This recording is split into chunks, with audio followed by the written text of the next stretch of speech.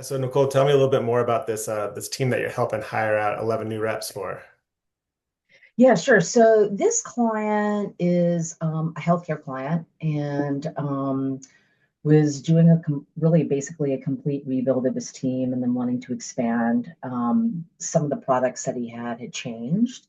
So the kind of rep that he was looking for was really different than what he had in the past. So I think the way that we decided to approach it, and this is what I've done in all of my previous corporate jobs I've had and with some other clients is honestly, I start off with the job description. It really requires extreme clarity on exactly the jobs to be done by the rep. And Mhm. let me explain that a little bit. If you've got a team that's got inside salespeople, outside salespeople, or maybe you're even thinking that you want to split up your hunter versus your farmer roles.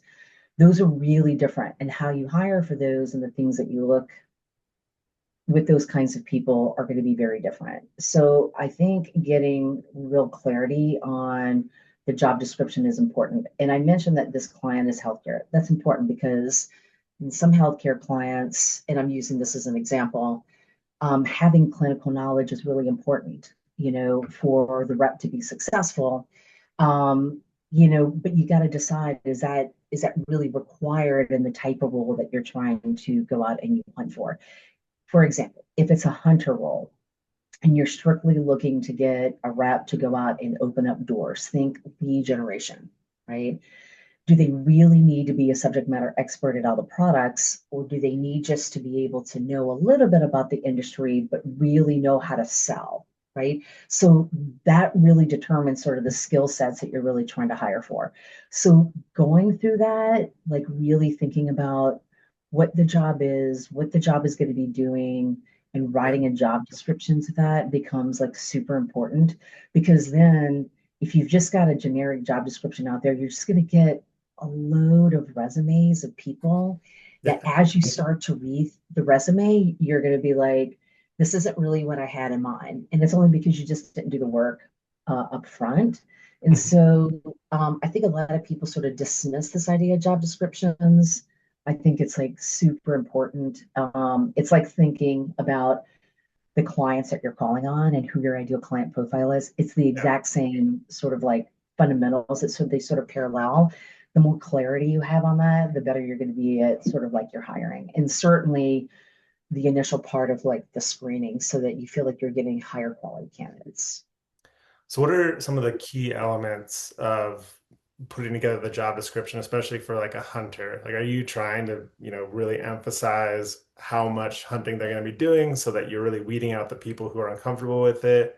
Or is it something that's more of a subtext? Like, what should I be thinking of as if I'm trying to put together a really dialed in job description to find the right people?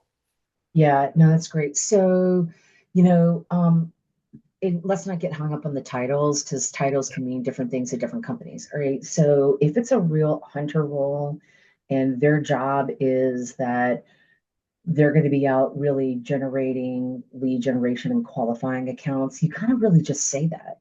I Mhm. mean, and honestly, I don't think you have to nuance the words very much. I think you go, Yeah.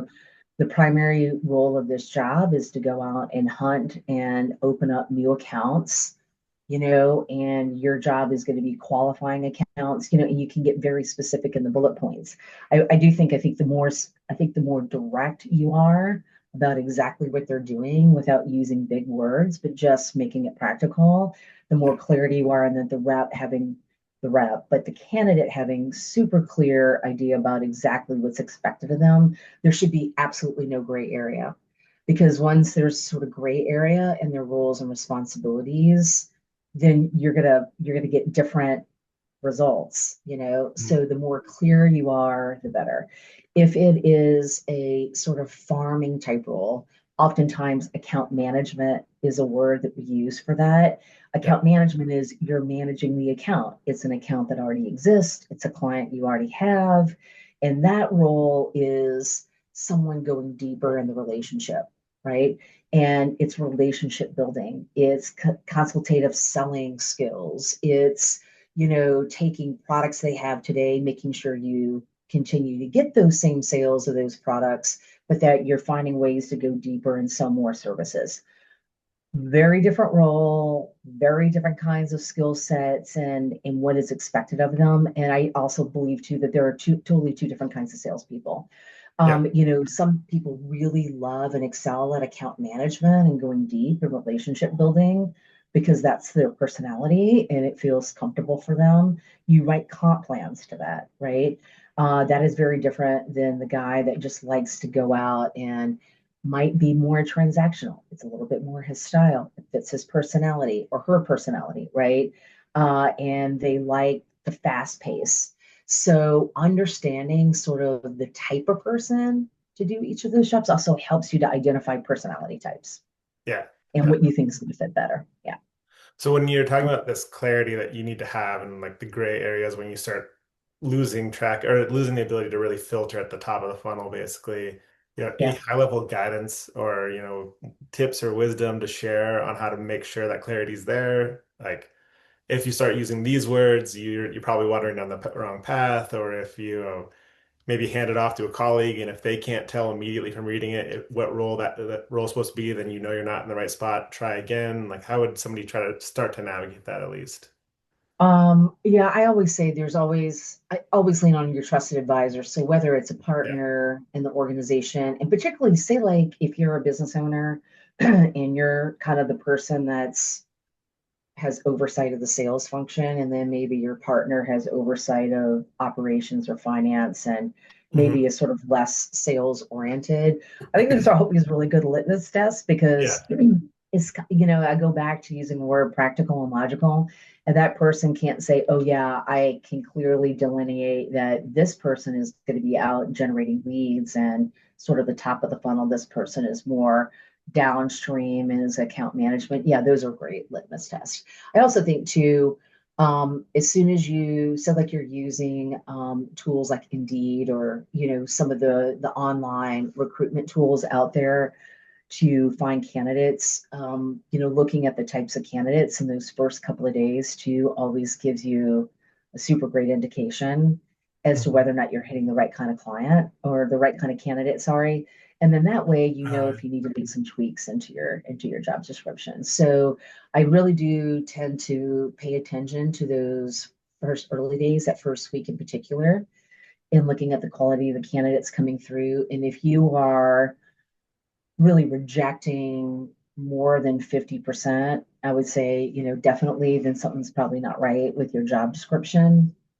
And listen, there's always going to be candidates that's going to apply that's trying to punch above their weight. That's not what I'm referring to, but Yeah. if it's really consistent and you're seeing a pattern in the level of quality, then yeah, you probably need some refinement into your job description. And those are easy things to make and Yeah, I change. feel like that's super easy to monitor, and it's giving yourself forgiveness, just being like, all right, I Yeah, messed that one up, but hey, 75% of the people applying for my hunter role all have account management titles. I must have written something wrong. Back to the drawing board. Uh, right, right. so, Absolutely. so when, Absolutely. oh, sorry, go for it. Well, so I was going to say, there's one other huge mistake that I see in small business owners, and I'm just going to call it out before you ask the question. Um, Most oftentimes, small business owners truly believe they need to hire someone within their industry that's got deep industry knowledge. And we go Mhm. back to something that I said earlier around being a subject matter expert. Um, I think that is not really a great formula, and I have not seen it work well. And I'll kind of explain why I say that. Selling is one of those jobs that most all of us really think is pretty easy until you're the person that's actually in front of a client and you realize, I really don't like this. You know what I mean? And selling is also one of those just highly nuanced roles. It kind of goes back, we were talking earlier about, I come from operations and I'm really used to hiring operations people versus salespeople. It's a little bit more black and white, less gray Mhm. around operational roles and what you expect of them. And looking at certifications to be able to sort of check the box for, are they going to be good or not? Do they have the right skill sets or not? Well, as in sales, it's not as black and white, right? Um, But I always say this, if you're the business owner, you are the subject matter expert. You know your products, you built your products, you Yeah. designed your products. You will never hire someone that knows more than you about that, right? So what that business owner needs is someone that actually is a seller. It's not about the industry. Okay, you might want to hire within your vertical so they've got lingo and they kind of understand, who the clients are and a little bit of like what the industry does and how the industry moves and operates and what those sales motions look like. Yeah. But you don't have to hire the expert. You don't have to hire the person with the really deep networks, at least not when you're a small business and you're starting, right? You need to hire somebody that's got skill sets that you don't have, and that is learning how to sell. So, and knowing how to sell. And so, usually, when I look at a candidate, I'm always looking at, have they actually sold? Have they actually been in real sales positions before? And how have they performed in those sales positions? Past performances always tells you what their future is going to look like with your organization. And when I say that with reps, it comes down to the numbers, right? Yeah. Sales is a numbers game. Have they hit sales quotas? Have they grown their territory? How much have they grown their territory? Have they grown their territory over prior year, right? If profitability is important, have they actually been in a sales role where they've had to be able to manage margin with a client? Mm. Those are really critical things. So it gets down when you think about how you run your business and the kind of sales metrics that you're looking at. Those are the exact same sales metrics I would be looking at for a candidate that I'm looking at, and have they been managed and have they been held accountable to those same kind of metrics in previous jobs. That is going to be the indicator of whether or not they're going to do really well for you, right? And oftentimes that gets really looked over. A sales rep on resume can say all sorts of really cool stuff about a client and what they've done here and there with the client. To me, it comes down to a couple of really key bullet points. It's all about, have they actually grown territories? Have they hit quotas? It's all those same really important metrics of how a small business owner is managing their business anyway, right? Yeah. And so those are going to be the indicators that you really want to look for. So hiring someone with sales skills and capabilities that has a past performance of success is the best hire you can make, and not necessarily someone that comes in with your industry knowledge. You can teach that knowledge as a business owner Hmm. because that's the knowledge you have. You cannot teach sales skills because that's not what you do and that's not your expertise. So you got to think about, what can you teach versus what you need them to come in to know. That is also really huge when you're thinking about how to hire and it's about your onboarding, right? And so, again, is what can you teach them and that they can learn through time, because you've got that expertise and that's not a heavy lift for you as a business owner, as compared to, gosh, I need them to know how to sell, but I don't know how to sell. I Yeah. don't I don't know where to get them sales training, and this is kind of really what you need to. These are the things that I would really encourage a business owner to. Yeah. Um, Makes a ton of sense. As you were kind of talking through, you kind of walked through like, how do I look at the resume into like what are the questions I ask, just to get real strong like definitions, or at least a little bit more direct like definitions on it.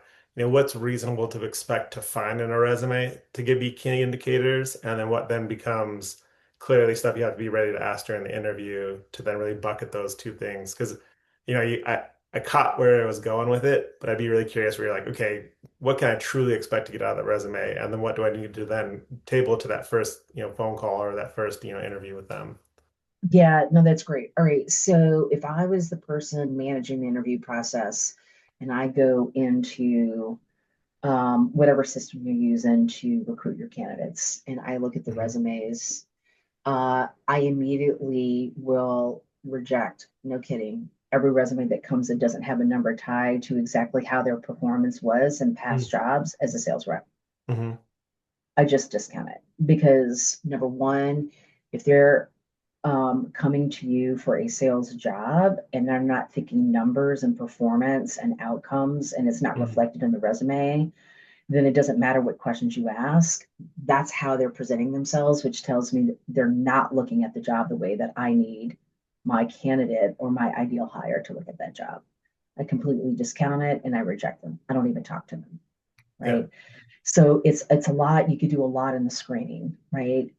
In the screening of the resume, if you're looking at past job performances and their first one or two bullets under each of those jobs is, you know, I my sales number grew X. I hit sales quotas X of so many years, and you feel like, oh wow, that's really great. I grew my revenue X times over prior year. I closed X amount of clients in this amount of time, right? Those things matter to me. Then I'm like, okay, this is great, right? Because they're thinking numbers, because that's what sales is. And they're thinking outcomes, because that's how you drive accountability to get the discipline and the rigor to get the results that you need. And then I use that to then structure my questions. And most oftentimes, I'm asking them about how they got to the number. Tell me what made them successful, Yeah. right? And understanding context as to sort of where they started to where they ended, and understanding and listening to that story tells you a lot about how real those numbers are to you, right? Mhm. And so those become really important, right? And then you're trying to relay that back to, what do I need in my job, in this job description I posted? What are those three or four metrics that I know I'm going to be holding them accountable to? And then maybe structure some questions that sort of tie back to that, that makes you Yeah. feel good that they understand how you're going to be measuring the rep, and then trying to link that back into something that they've done that's very similar, right? So that you can start to get a good feeling for their ability to, work in an environment to be measured the way that you're going to measure them, if that makes sense, right? Yeah. So screening is really important. Don't waste your time on reps that aren't talking numbers, and hold your interviews for those people that represent themselves on the paper that best match what you want, right? And that's the way that I go. And honestly, with AI today, it's really nice. It sort of helps people who may feel less um, credible in the interviewing process.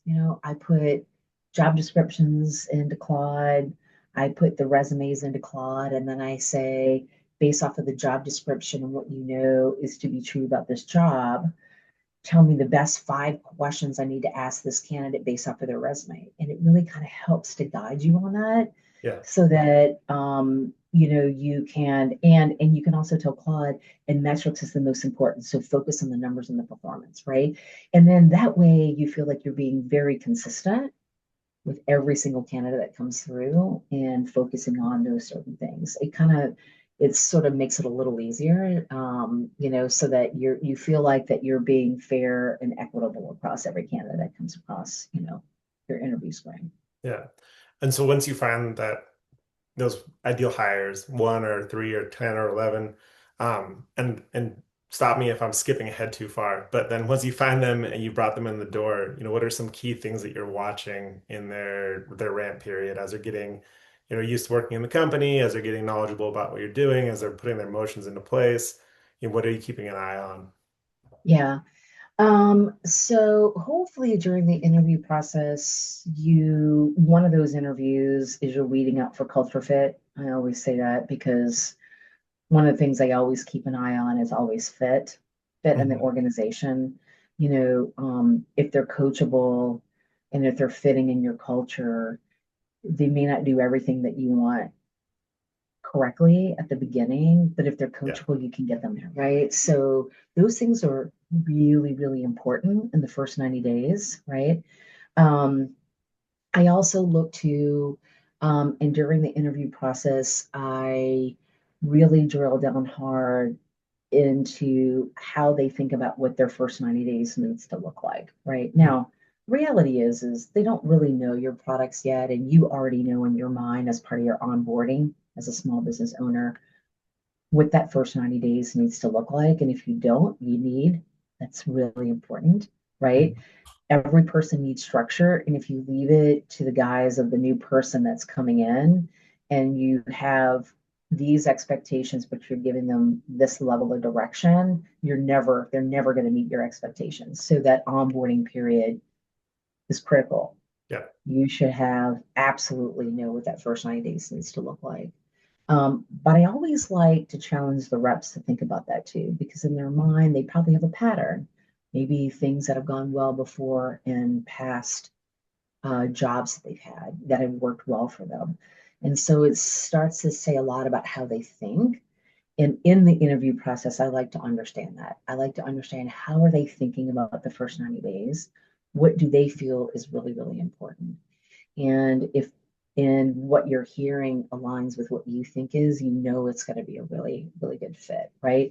So you're trying to take as much of the risk out as you possibly can before you bring them on board, because it's expensive to bring them on board, Okay. right? You know, it's your time, it's your company, it's your revenue, right?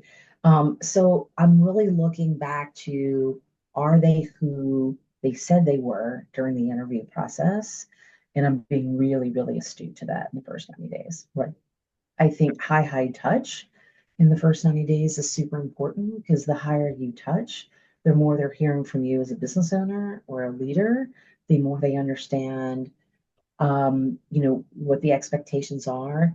But you're also having a good back and forth working relationship because you're also really now starting to understand their personality and how you need to lead them and how they want to be led, right? Yeah. And that's going to tell you a lot about probably what those next 6 months are going to look like with them. Are you already feeling taxied by it because this doesn't feel easy? It's probably not good. Then you have to kind of go back and go, okay, why isn't it like that? Is it because who they said they were in the interview process is not really who I'm seeing showing up today? That's important because I can tell you this, especially in sales. However, the new rep is showing up to you as a business leader is exactly how they're going to show up to your clients. Yeah. And that's what I'm already thinking. I always say it's better to cut your losses early than to let it go out and feeling guilty that you didn't give them a chance. That's why the rigor in those first 90 days is important. And are they Mhm. hitting those marks and those metrics of what you're expecting in the first 90 days? And if they're not, then you can cut your losses early and you could just say, I don't think this is working out. And it's almost taking a little page from the corporate world where you kind of really want to sort of document, you know, what it is that they're doing and what you don't like to do. So that level of communication is important. And I'm not trying to add administrative tasks here, but as a business owner, having super clarity of your expectations in the first 90 days and you communicating that to them and then you holding them accountable to them will allow you to really avoid, paying 6 months when you're out when, you needed them to sell 100,000, but they only Yeah. came in and they sold 10,000, So those first 90 days are your leading indicators. Think about it like in selling, you're always looking at your clients and what are those leading indicators. Those first 90 days are absolutely the leading indicator. And you can make some decisions then if you need to move it forward, and invest your time in the person that can't is coachable, right? And that does fit your Mhm. culture better and that is following up and doing all the things that you've asked them to do, and is showing up in a way that you would be proud of for someone that is interacting with your clients. Yeah. I really like the idea of trying to align expectations of what their first 90 days are and seeing that before. I've been hired, I've hired before. I've never had that experience where it was like I've had the plans in place. I've worked the plans. We made sure that they were doing it, been monitoring, making sure, but aligning at the beginning before we even get into that process and getting their idea of what it looks like.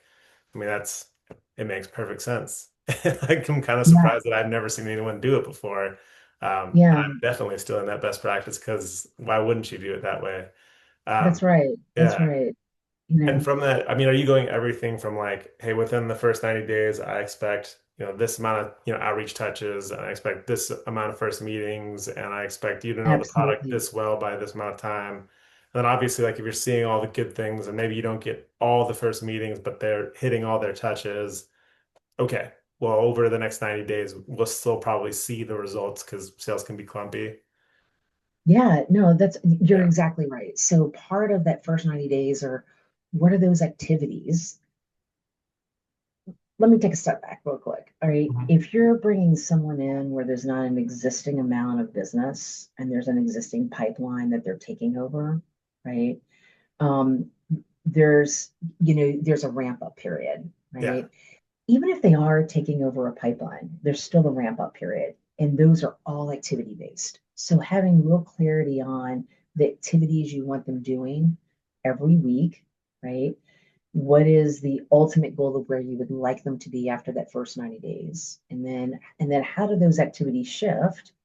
If they shift at all in the next, like in the second 30 days, so that would be in the 60-day time frame, and then that next run of getting into 90 days. And it might look something like in the first 30 days, every week, I want you to make 5 touch points to new leads coming in. I want you to make 5 cold calls to leads that you've gone out and generated on your own. I want you to follow up with the top 10 clients, to check in on them. And then maybe the next one is I want you to go back, and this is where, some of your homework comes into play. I want you to go back to clients we lost over the last 5 years. And I want you to touch 5 of those clients we lost and engage, right? Mhm. 4 things, 5, 5, 5, and 5, right? That's 20 activities for the first week, every week for the first 30 days, right? And Yeah. they're logging them into your CRM, right? And each week you're having a one-on-one meeting with your rep because it's high touch.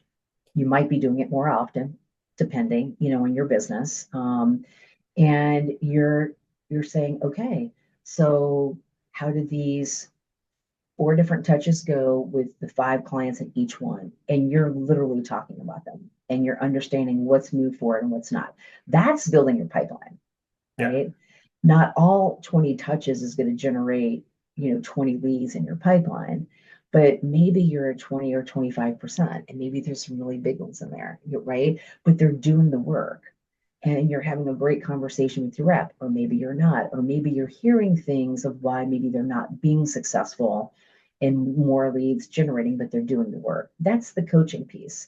That's the pivots you're going to make in coaching them on other things they need to be doing differently. How are they engaging? What are they saying? What are those scripts that they're using, right? What are some of the questions and the challenges that are coming back from the rep that you can coach them on? This gets into what I call the subject matter expertise of, like, you know, the product you're selling or the context of your industry, right? But yes, that's exactly what you're doing. It's activity management for the ramp up, Mhm. right? And how they're engaging. And then hopefully at a certain point in time, some reps do this faster than others, is you can kind of let them loose a little bit. The expectations of the activities that you want them to do doesn't change, right? But maybe they're overachieving. Maybe they're hitting more than those 20 touch points you want it, and they're hitting 30, which is great, right? And they're a go-getter because they have drive, Yeah. right? So drive is a really big one I always like to see in sales reps. What are you always doing to do more, right? A sales rep that doesn't have drive is not a sales rep. Yeah. You know what I mean? I don't know what they are, but they're definitely not in sales. Sales is a highly driven profession. And so hiring to drive is really important. That's just one of those attributes that I always put on the top of my list, right? But yeah, activities is very important in the ramp up phase. Yeah. I mean, I don't know if this is being too cute, but like, would you even consider putting like during that initial conversation or like you're doing the last of the screening process, maybe undersell how much you like say like, all right, maybe I want them to say 50 activities a week. I'll say 25 for the first week. And if a rep tells me 25 is not enough, I want to do 50, like we use that, or is that just being a little too like cute on trying to figure out who might has maybe a higher drive and more ambition? Yeah, I would say I think you need to make it realistic, Yeah. because it's a learning curve. They're also learning the company, they're learning the products, they're doing research, you know what I'm saying? And they're looking up companies, they're doing all the things to get ready for the conversation. I think that's very real, and you can't discount the time that it takes for them to do that, right? They could also Mhm. be still doing some training on your products. So there could be other responsibilities that are outside of what I call the client engagement activities. So just because you have those 20 or 25 that you earmark, those are just client engagements. There could be other things Right. in that first 30 days that you're having them to do. So I would just sort of like understand that. And if you don't know if 25 is the right number, right? You start off with 25 in the first week and you see how much they've been able to accomplish. And if they couldn't accomplish it all, then you just really want to understand why. Yeah. Then I think you as a good leader, you can determine, you know, is that logical? Is that legitimate? That doesn't really make sense to me, or wow, they blew it out of the water. I need to like for my next hire, I need to raise the bar up on the activities because this rep has indicated that, there's capacity to do a lot more, right? Mhm. Um, Hopefully, if it's not your first hire, right, you've got other sales reps to look back to kind of help set what those activity levels need to be and what's realistic for your business, right? So I think it really kind of depends if you've had reps before or if this is your first new hire and how you would approach it. It could be a learning curve for you as well. And maybe that's when you're really making sure you're hiring the right rep. And I think it's okay to say to the rep, look, we're going to start here, and maybe in full disclosure, I don't know if this is the right number, but I'm telling you based off of how our leads come in and what our pipelines look like in the past, this is about the level of activity that we would expect to see. And so, let's just see what the first week looks like. Let's talk about the challenges. Let's talk about what more you can do. And then you take it week to week, right? I think that's just a good working relationship with anybody that you have. And as a business owner, I think the reps probably appreciate that too, because they feel like they've got a little voice in it and something Mhm. that they can maybe control, right? Yeah. So I want to be respectful of your time because we allotted half an hour over it, but I have two more questions for you if you don't mind. Yeah. Cool. Okay. So at the very beginning of this, we talked about, the people they're helping out, they decided to kind of rebuild their team based on what Yeah. they were seeing. What was the catalyst that inspired their like, hey, we need to make a change and now we need to, do this rebuilding process? Yeah. They had a lot of account managers and they Mhm. really needed to shift into a hunter role. They also specifically needed to shift into a hunter role and hire people, in this case, because it was a highly clinical device, with people who really understood that environment and that could bring a Mhm. Rolodex with them, right? It was really specific in this case, right? Now for them, it's healthcare, and if you've got any healthcare clients out there, anyone in healthcare that's listening to this, I know they're going to appreciate it. When reimbursement changes, oftentimes that is absolutely outside of the control of the business owner, right? And Yeah. you're having to really pivot your company, sometimes pivot your strategy, sometimes pivot your products and even your ideal client profile based off of that, right? This particular company found themselves in that position. And so when I was brought in to work with them in this transition, we had a lot of great conversations around who the ideal client profile was for the products that they were going to be targeting because they were expanding their product portfolio.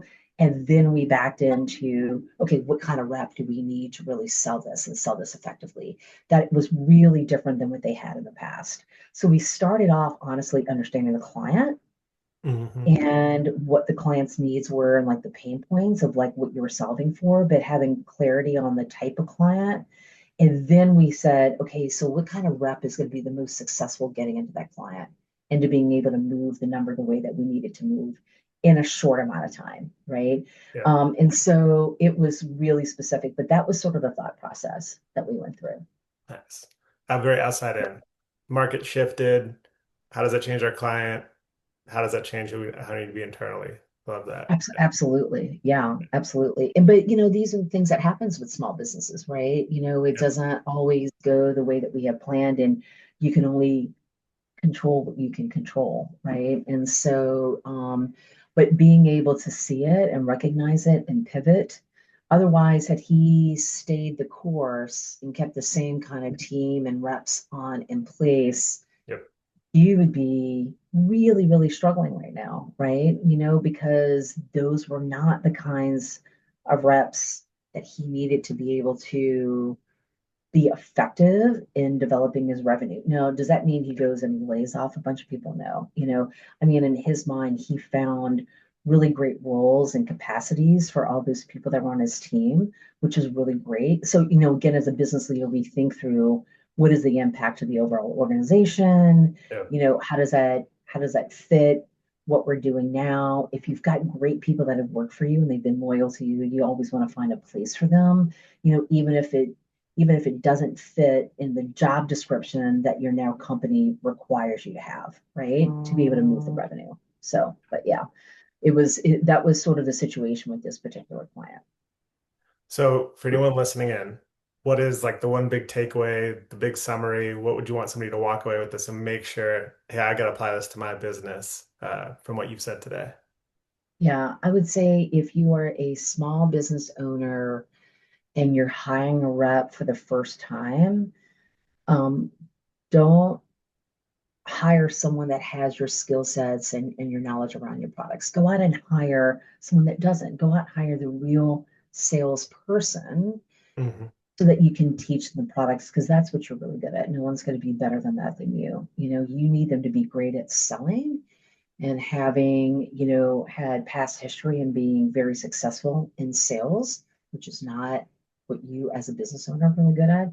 That's my biggest takeaway is to hire to the sales skills and not necessarily to the product and to the vertical necessarily. I think you'll find yourself to be so much more successful in your first year than what I've seen with other clients in the past. Yeah, love it. That's a great takeaway. Well, Nicole, thank you so much. So Thank much you, good stuff in Austin. there. I'm gonna have to re-listen to this just to reabsorb everything, but Yeah, really no, I appreciate you appreciate taking it. the Sorry. time. Yeah, hopefully I wasn't rambling on Yeah, too much, but there's so much to say about, hiring and getting it right, yeah, so yeah. I like it a lot. Thank you. Yeah, thank you so much.